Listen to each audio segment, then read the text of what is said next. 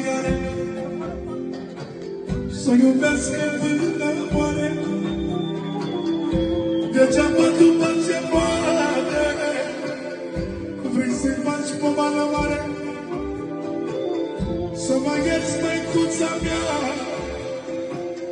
și vreau să-ți sărut mâna.